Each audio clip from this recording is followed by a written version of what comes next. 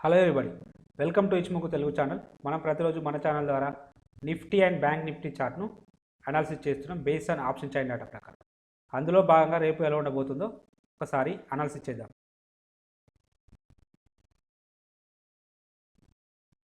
ముందుగా నిఫ్టీ యొక్క intraday చార్ట్ను analysis చేసినట్టయితే according to CPR higher value CPR ఏర్పడడం జరిగింది. ప్రైజెస్ అనేవి సిపిఆర్ పైన ఓపెన్ కావడం జరిగింది. సో ఒకవేళ మనం పుల్ బ్యాక్ వస్తే సిపిఆర్ దగ్గర పుల్ బ్యాక్ వస్తే మనం ట్రేడ్ తీసుకోవడానికి మనకు ఆపర్చునిటీ అయితే వచ్చి ఉండేది. కానీ సిపిఆర్ దగ్గర ఎక్కడ ప్రైజెస్ అనేవి సపోర్ట్ అయితే తీసుకోలేదు. సిపిఆర్ దగ్గర ఈవెన్ బాటమ్ సిపిఆర్ కానీ ఈ సెంట్రల్ సిపిఆర్ దగ్గర కానీ మనకి ఎక్కడ సపోర్ట్ తీసుకోలేదు. ఒకవేళ ఇక్కడ తీసుకుంది అని అనుకుంటే ఈ third candle support green candle వచ్చింది, సపోర్ట్ తీసుకుంది అనుకుంటే దీని హై పైన మళ్ళీ ఎలాంటి క్యాండిల్ అనేది అంటే దీన్ని బ్రేక్ చేసుకుంటూ అప్ సైడ్ రాలేదు. కాబట్టి మనకు అకార్డింగ్ టు సిపిఆర్ ప్రకారం నో ట్రేడ్. సో ఒకసారి కెమెరాల ఇండికేటర్ని కూడా యూజ్ చేసి చూద్దాం.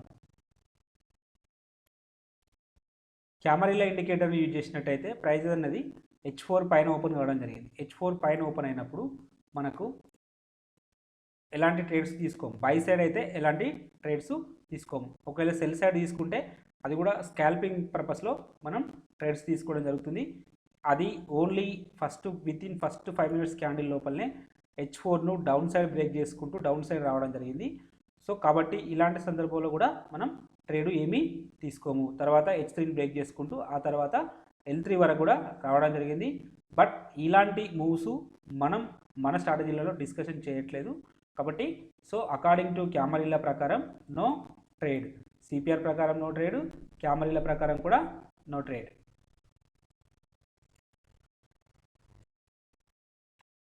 ఇక సప్లై డిమాండ్ జోన్స్ విషయానికి వస్తే మనం ఈ ఏదైతే సప్లై జోన్ అనుకున్నామో ప్రైజెస్ అనేవి అక్కడ వరకు రీచ్ కాలేవు.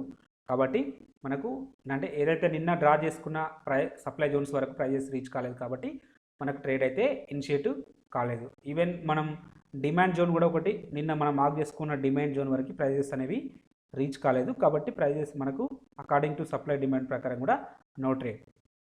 కానీ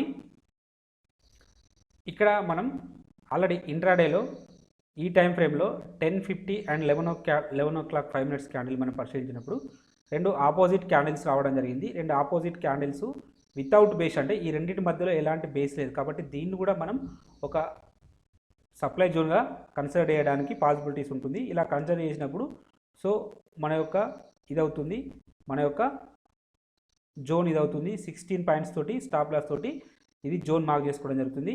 ఇది ఫస్ట్ టైం ఇక్కడ టచ్ కావడం జరిగింది. సో రియాక్షన్ రావడం జరిగింది.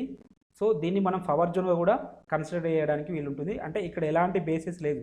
బేసిస్ లేనప్పుడు రెండు ఆపోజిట్ క్యాండిల్స్ పర్టికులర్గా మొమెంటం క్యాండిల్స్ వచ్చినప్పుడు మనం దాన్ని ఒక జోన్గా డ్రా చేసుకోవచ్చు.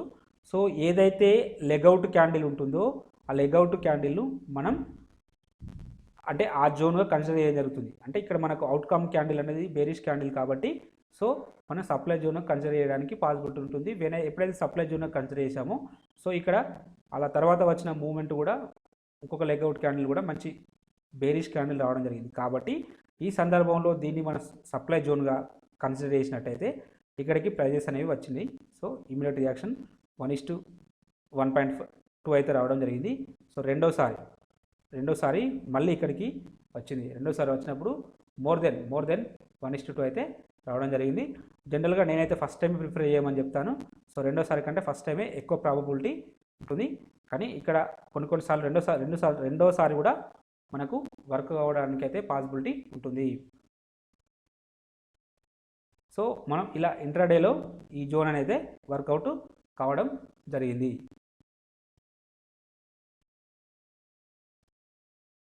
ఇక రేపటి విషయానికి వస్తే సరే ఈ జోన్ అయిపోయింది. ఈ జోన్ మనం డిలీట్ చేసినట్టయితే రేపటి రోజున ఏదైతే మనం ఈ 15,884 దగ్గర ఒక లెవెల్ ఉన్నది, అలాగే ఇక్కడ ఒక లెవెల్ ఉన్నది. ఈ రెండు లెవెల్స్ను రేపు కూడా వాచ్ లిస్ట్లో పెట్టుకోండి. సో ఈ రెండు లెవెల్స్ను మనకు వర్క్ అవ్వడానికి పాసిబిలిటీస్ ఉంది. ఈ లెవెల్ కానీ సో ఇక్కడ అప్సైడ్లో అయితే సప్లై జోన్గా మనకు వర్క్ అవ్వడానికి పాసిబిలిటీస్ ఉన్నది. ఈ రెండు లెవెల్స్ను ఒకసారి మీరు వాచ్ లిస్ట్లో పెట్టుకోండి. ఆప్షన్ చైన్ డేటాను పరిశీలిద్దాం. ఆప్షన్ చైన్ డేటాను పరిశీలించినట్టయితే హైయెస్ట్ ఓపెన్ ఇంట్రెస్ట్ అనేది 15,800 దగ్గర ఉన్నది. సెకండ్ హైయెస్ట్ ఓపెన్ ఇంట్రెస్ట్ అనేది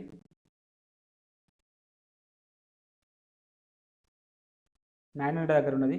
థర్డ్ హైయెస్ట్ ఓపెన్ ఇంట్రెస్ట్ అనేది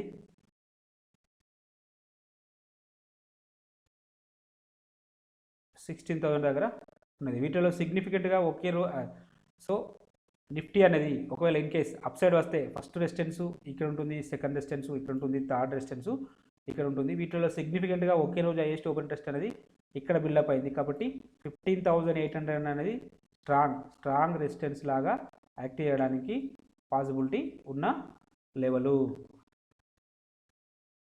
అలాగే ఓవరాల్ సినారియోని మనం పరిశీలించినట్టయితే చేంజ్ ఇన్ ఓపెన్ ఇంట్రెస్ట్ అనే కాలం ఇంక్రీజ్ అవుతూ ఉంది, ప్రైజెస్ అనేవి డౌన్ఫాల్ వస్తున్నాయి. కాబట్టి షార్ట్ బిల్డప్ జరిగింది అంటే సో నెగిటివ్ ఉండడానికి పాజిబిలిటీ ఉన్నది.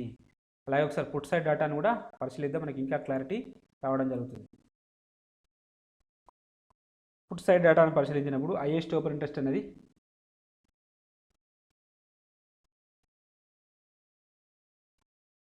15,500 దగ్గర ఉన్నది. సెకండ్ హైయెస్ట్ ఓపెన్ ఇంట్రెస్ట్ అనేది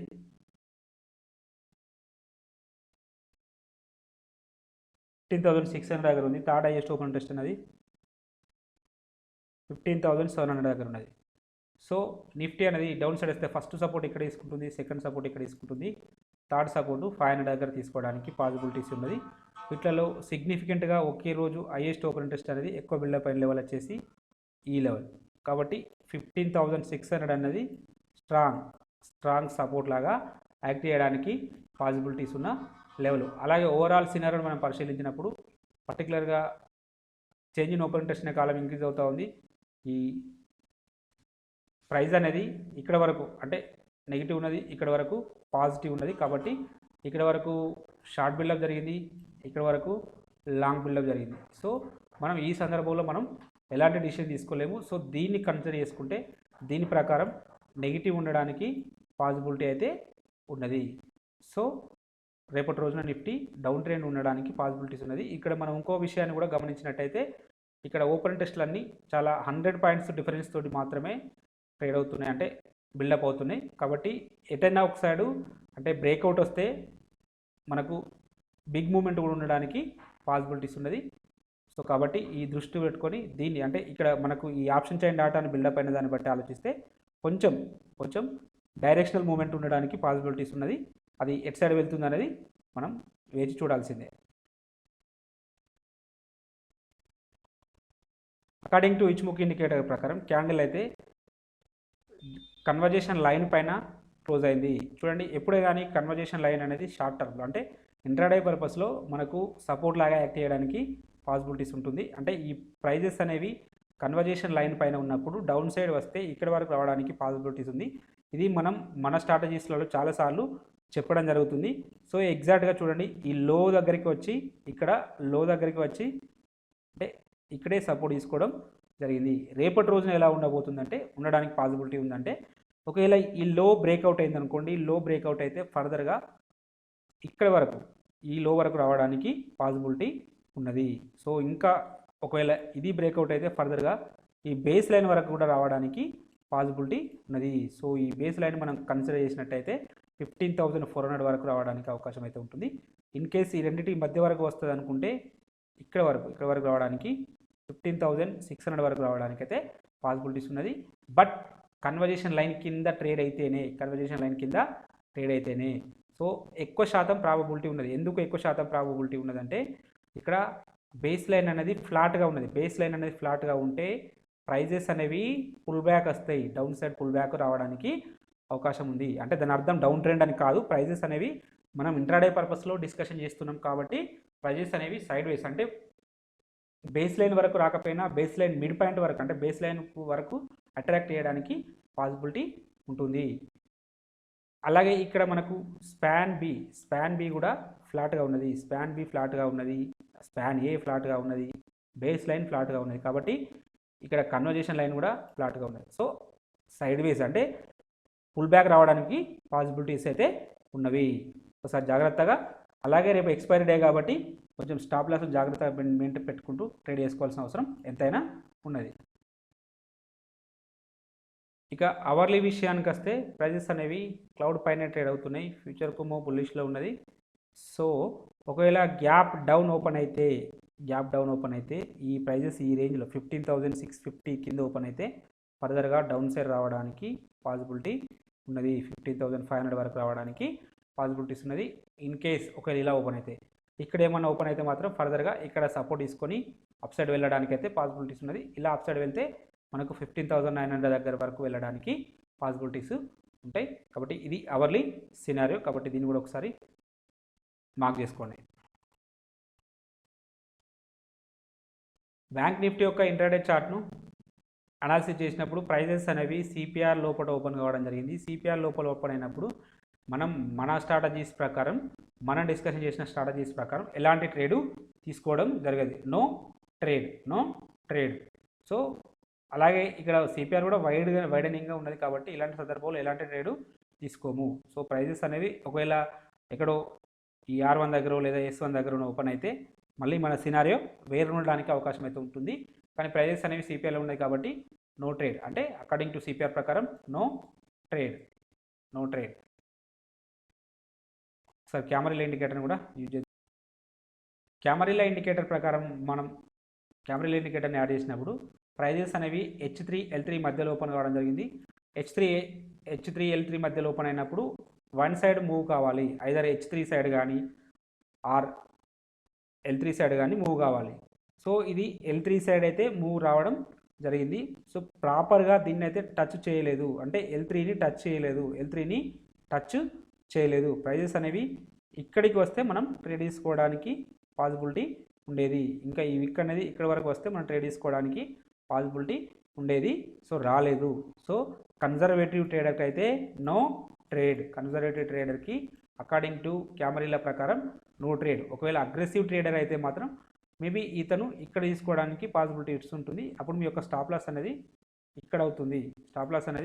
ఇక్కడ అవుతుంది. మీ యొక్క టార్గెట్ అనేది ఇది అవుతుంది. సో టార్గెట్ అయితే లాస్ట్ వరకు అచీవ్ కాలేదు. కాబట్టి ఒకవేళ రిస్క్ అనేది 1:1.5 కంటే తక్కువ ఉండే కన్జర్వేటివ్ ట్రేడర్కు మాత్రమే ట్రేడ్ లభించడానికి పాసిబిలిటీ ఉంటుంది. అది మీ యొక్క రిస్క్ను బట్టి ఉంటుంది. సో ఎనీహౌ క్యామరీల ప్రకారం కూడా నో ట్రేడ్.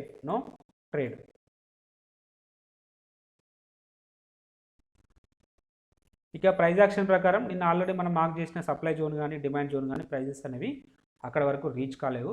ఒకవేళ మనం ఇంటర్మీడియట్గా ఏమైనా లెవెల్స్ను డ్రా చేసుకుంటే అక్కడ ఏమైనా రియాక్షన్స్ వచ్చినాయేమో ఒకసారి చూద్దాం.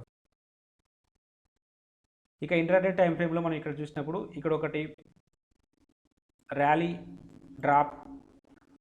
Rally base and drop candle ఉంది. సో ఆర్బిడి స్ట్రక్చర్ అయితే ఇక్కడ ఉండడం జరిగింది. సో ఈ స్ట్రక్చర్ను మనం ఒకవేళ కన్సిడర్ చేసినట్టయితే మనం ఇంట్రాడే టైం ఫ్రేమ్లో ఇక్కడ డ్రా చేసినట్టయితే ఇక్కడ ఇది ర్యాలీ అండ్ బేస్ డ్రాప్ ఇది అలా సింగిల్ బేస్ ఉన్నది. ఇక్కడ సింగిల్ బేస్ ఉన్నది కాబట్టి దీన్ని మనం క్వాలిటీ జోన్ కన్సిడర్ చేయడానికి పాసిబిలిటీ అయితే ఉన్నది. తర్వాత మనకు లెగ్అవుట్ క్యాండిల్ తర్వాత మళ్ళీ ఒక మొమెంటం క్యాండిల్ కూడా రావడం జరిగింది. కాబట్టి దీన్ని కన్సిడర్ చేసినట్టయితే ప్రైజెస్ అనేవి ఇక్కడికి వచ్చినప్పుడు ఫస్ట్ టైం వచ్చినప్పుడు రియాక్షన్స్ రావడం జరిగింది. సో ఎప్పుడు కానీ జోన్కి కొంచెం ఒక 5 పాయింట్స్ బఫర్ అయితే పెట్టుకోవాలి. అంటే ఈవెన్ ఎంట్రీ పాయింట్ కానీ స్టాప్ లాస్ కానీ 5 పాయింట్స్ అయితే బఫర్ పెట్టుకుంటే మనకు కొన్ని సందర్భాలు ఆ బఫర్ అనేది ఇలా స్టాప్ లాస్ నుంచి కాపాడుతుంది. అలాగే ఇలా ఈ ఎంట్రీస్ నుంచి కూడా మనకు ఎంట్రీ రావడానికి కూడా పాసిబిలిటీస్ ఉన్నది. ఇక్కడ చూడండి, మనం క్వీన్గా అబ్జర్వేషన్ చేసినట్టయితే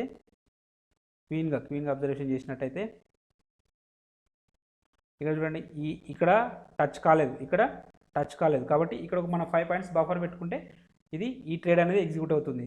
సో రెండోసారి మళ్ళీ ఇక్కడికి వచ్చినప్పుడు ఇక్కడ స్టాప్ లాస్ అనేది ఇటు కాకుండా కూడా మనల్ని ఈ బఫర్ అనేది కాపాడుతుంది. కాబట్టి ఇలా ఒక 5 పాయింట్స్ వీలైతే 3 పాయింట్స్ ఖచ్చితంగా మీరు బఫర్ అయితే ఉండాలి. ఈవెన్ దీనికి ఎంట్రీకైనా కూడా స్టాప్ లాస్కైనా కూడా ఒక 5 పాయింట్స్ అట్లీస్ట్ 0.1% అయినా కూడా ఉండాలి. 0.1% అంటే మీరు క్యాలిక్యులేట్ చేసుకోండి. సో ఇక్కడ ఒకసారి రియాక్షన్స్ అయితే రావడం జరిగింది, రెండోసారి కూడా రియాక్షన్ రావడం జరిగింది, థర్డ్ టైం కంప్లీట్గా స్టాప్ లాస్ అయితే హిట్ కావడం జరిగింది. ఫస్ట్ టైం వ్యాలిడిటీ ఉంటుంది, సెకండ్ టైం వ్యాలిడిటీ ఉంటుంది, థర్డ్ టైం మాత్రం ఎట్టి పరిస్థితులలో ఈ సప్లై కానీ డిమాండ్ జోన్స్ ప్రకారం ట్రేడ్ అనేది తీసుకోవద్దు. సో ఇది ప్రైస్ యాక్షన్ ప్రకారం. రేపటి రోజున మనం డిస్కషన్ చేసుకున్నట్టయితే ఇవి ఆల్రెడీ ఈ ఎస్టర్డేస్ జోన్స్ మనకు అలాగే ఉన్నాయి కాబట్టి ఈ జోన్స్ని మీరు వాచ్ లిస్ట్లో పెట్టుకోండి. రేపు ఏమైనా ఇక్కడికి ప్రైజెస్ వస్తే పాసిబిలిటీస్ ఉండడానికైతే అవకాశం అయితే ఉన్నాయి. రిజెక్షన్స్ అంటే సపోర్ట్ కానీ లేదా రెసిస్టెన్స్ లాగా యాక్ట్ చేయడానికి ఈ లెవెల్స్ని ఒకసారి మీరు మార్క్ చేసుకోండి.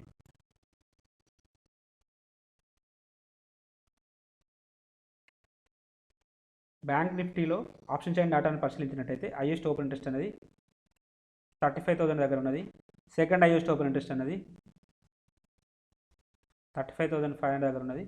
థర్డ్ హైయెస్ట్ ఓపెన్ ఇంట్రెస్ట్ అనేది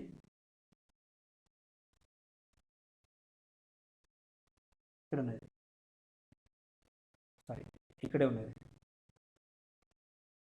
ఇదే సెకండ్ హైయెస్ట్ ఓపెన్ ఇంట్రెస్ట్, ఇదే థర్డ్ హైయెస్ట్ ఓపెన్ ఇంట్రెస్ట్ అవుతుంది. సో బ్యాంక్ నిఫ్టీ అనేది అప్ సైడ్ వస్తే ఫస్ట్ రెసిస్టెన్స్ ఇక్కడ ఉంటుంది, సెకండ్ రెసిస్టెన్స్ ఇక్కడ ఉంటుంది, థర్డ్ రెసిస్టెన్స్ ఇక్కడ ఉండడానికి పాసిబిలిటీస్ ఉన్నది. వీటిలో సిగ్నిఫికెంట్గా ఒకే రోజు హైయెస్ట్ ఓపెన్ ఇంట్రెస్ట్ అనేది ఇక్కడ బిల్డప్ కావడం జరిగింది. కాబట్టి ఇది 35,000 అనేది స్ట్రాంగ్ రెసిస్టెన్స్ లాగా యాక్ట్ చేయడానికి పాసిబిలిటీ ఉన్న లెవెలు.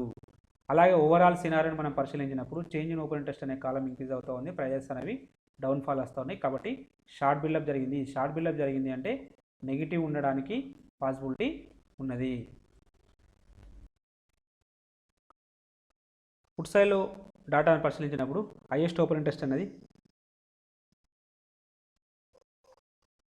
34 దగ్గర ఉన్నది. సెకండ్ హైయెస్ట్ ఓపెన్ ఇంట్రెస్ట్ అనేది 33 దగ్గర ఉన్నది. థర్డ్ హైయెస్ట్ ఓపెన్ ఇంట్రెస్ట్ అనేది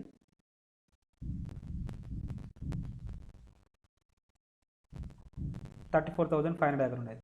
సో బ్యాంక్ నిఫ్టీ అనేది డౌన్ సైడ్ వస్తే ఫస్ట్ సపోర్ట్ ఇక్కడ తీసుకుంటుంది, సెకండ్ సపోర్ట్ ఇక్కడ తీసుకుంటుంది, థర్డ్ సపోర్ట్ ఇక్కడ తీసుకోవడానికి అవకాశం ఉన్నది. వీటిలో సిగ్నిఫికెంట్గా ఒకే రోజు హైయెస్ట్ ఓపెన్ ఇంట్రెస్ట్ అనేది ఇక్కడ బిల్డప్ అయింది. కాబట్టి సో ఇది స్ట్రాంగ్ సపోర్ట్ లాగా యాక్ట్ చేయడానికి పాసిబిలిటీ ఉన్న లెవెలు. ఒకవేళ డౌన్ సైడ్ వస్తే స్ట్రాంగ్ సపోర్ట్ లాగా యాక్ట్ చేయడానికి పాసిబిలిటీస్ ఉన్న లెవెల్. అలాగే ఓవరాల్ సినారియో మనం పరిశీలించినప్పుడు ఇక్కడ మిక్స్డ్ ట్రెండ్ ఉంది, పర్టికులర్ ఇక్కడ వరకు లాంగ్ బిల్డప్ ఉంది, ఇక్కడ వరకు షార్ట్ బిల్డప్ ఉంది. సో మనం దీన్ని కన్సిడర్ చేసినట్టయితే సో నెగిటివ్ ఫుడ్ సైడ్ని మనం పరిశీలించినట్టయితే నెగిటివ్కు అవకాశం ఉన్నది. ఒకసారి ఇచ్ముఖి ఇండికేటర్ ప్రకారం కూడా అనాలిసిస్ చేద్దాం. అకార్డింగ్ టు ఇచ్ముఖి ఇండికేటర్ ప్రకారం క్యాండిల్ అనేది క్లౌడ్ పైన ట్రేడ్ అవుతున్నప్పటికీ బేరిష్ క్యాండిల్ అనేది వస్తుంది. బేరిష్ క్యాండిల్ అనేది సో మనం ఇందాక డిస్కషన్ చేసుకున్నట్టు సేమ్ బేస్ లైన్ దగ్గర సపోర్ట్ తీసుకోవడం జరిగింది. సో రేపటి రోజున ఎలా ఉండబోతుందంటే ఒకవేళ గ్యాప్ డౌన్లో ఓపెన్ అయితే మాత్రం ఫర్దర్గా ఈ బేస్ లైన్ కింద ఓపెన్ అయితే మాత్రం ఫర్దర్గా ఇక్కడ వరకు రావడానికి అయితే పాసిబిలిటీ ఉన్నది. ఇక్కడ వరకు రావడానికి పాసిబిలిటీస్ ఉన్నది. ఈ లెవెల్ వచ్చేసి 33,500 దగ్గర ఉంటుంది. 33,500 వరకు రావడానికి పాసిబిలిటీస్ ఉన్నది. ఒకవేళ గ్యాప్ అప్ ఓపెన్ అయింది అనుకోండి, గ్యాప్ అప్ ఓపెన్ అయితే మాత్రం ఫర్దర్గా ఇక్కడ వరకు ఈ 36,000 వరకు రావడానికి పాసిబిలిటీ ఉన్నది. ఇంటర్మీడియట్గా అయితే 35,500, అది బ్రేక్అవుట్ అయితే 36,000 వరకు రావడానికి అవకాశం అయితే ఉన్నది. డౌన్ సైడ్లో సినారియో మాట్లాడుకున్నప్పుడు ఇక్కడ వరకు 34,000 ఫస్ట్, సెకండ్ 33,500 వరకు రావడానికి కూడా పాసిబిలిటీస్ అయితే ఉన్నాయి. సో ఇది డే క్యాండిల్ యొక్క సినారియో. మనకు డౌన్ సైడ్ రావడానికి ఎందుకు ఎక్కువ పాసిబిలిటీస్ ఉన్నాయంటే సేమ్ ఇందాక నిఫ్టీలో ఎలా డిస్కషన్ చేసినామో అలా బేస్ లైన్ అనేది ఫ్లాట్గా ఉన్నది. బేస్ లైన్ అనేది ఫ్లాట్గా ఉన్నది. ఇక్కడ స్పాన్ బి కూడా ఫ్లాట్గా ఉన్నది. కాబట్టి ఎక్కువ శాతం పుల్ బ్యాక్ రావడానికి అవకాశం అయితే ఉంటుంది.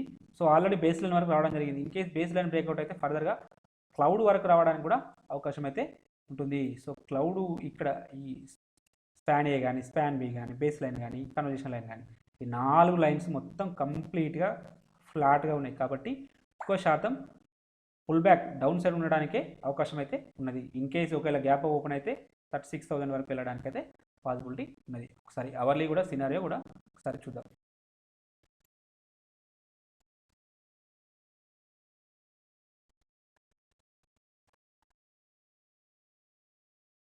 అవర్లీలో చూసినప్పుడు క్యాండిల్ అనేది విత్ ఇన్ ద క్లౌడ్ ఉంది. క్లౌడ్లో ఉన్నప్పుడు న్యూట్రల్ ఉండడానికి పాసిబిలిటీస్ ఉన్నది. ఇన్ కేస్ ఈ క్లౌడ్ బ్రేక్అవుట్ అయితే డౌన్ సైడ్ వస్తే ఇక్కడ వరకు రావడానికి పాసిబిలిటీస్ ఉన్నది. 34,000 వరకు. అప్ సైడ్ వెళ్తే 35,243 వరకు వెళ్ళడానికి పాసిబిలిటీ ఉన్నది. సో అప్ సైడ్ వెళ్తే ఇక్కడ వరకు వెళ్తుంది, అప్ సైడ్ వెళ్తే ఇక్కడ వరకు వెళ్తుంది, ఒకవేళ డౌన్ సైడ్ ఈ లో బ్రేక్అవుట్ అయితే ఫర్దర్గా ఇక్కడ వరకు వెళ్ళడానికి పాసిబిలిటీస్ ఉన్నది. సో ఈ ఫ్యూచర్ కుమో ప్రస్తుతానికైతే ఫ్లాట్గా ఉన్నది, అంటే ఫ్లాట్గా అంటే చాలా థిన్గా ఉన్నది. కాబట్టి ఇది ఎట్ సైడ్ అయినా అంటే అప్ సైడ్ వెళ్ళడచ్చు, లేదా ఇలా బ్రేక్ చేసుకుంటూ ఇలా రావచ్చు. ఇలా వస్తే మాత్రం కంప్లీట్గా బెరిష్నెస్ రావడానికి పాసిబిలిటీ ఉన్నది. సో చూద్దాం ఏం జరుగుతుందో చూద్దాం. ఒకవేళ ఈ క్లౌడ్ పైన ట్రేడ్ అయితే మాత్రం ఫర్దర్గా అప్ సైడ్ వెళ్ళడానికి కూడా పాసిబిలిటీస్ అయితే ఉన్నది. ఇది బ్యాంక్ నిఫ్టీ యొక్క సినారియో. అలాగే ఇంట్రాడే స్టాక్స్ను పేపర్ ట్రేడింగ్ పర్పస్లో వీటిని ఒకసారి వాచ్ లిస్ట్లో పెట్టుకొని అబ్జర్వేషన్ చేయండి. మీకు ఈ కంటెంట్ నచ్చినట్టయితే తప్పక లైక్ చేస్తూ షేర్ చేయగలరు, అలాగే సబ్స్క్రైబ్ చేసుకోగలరు. Thank you everybody.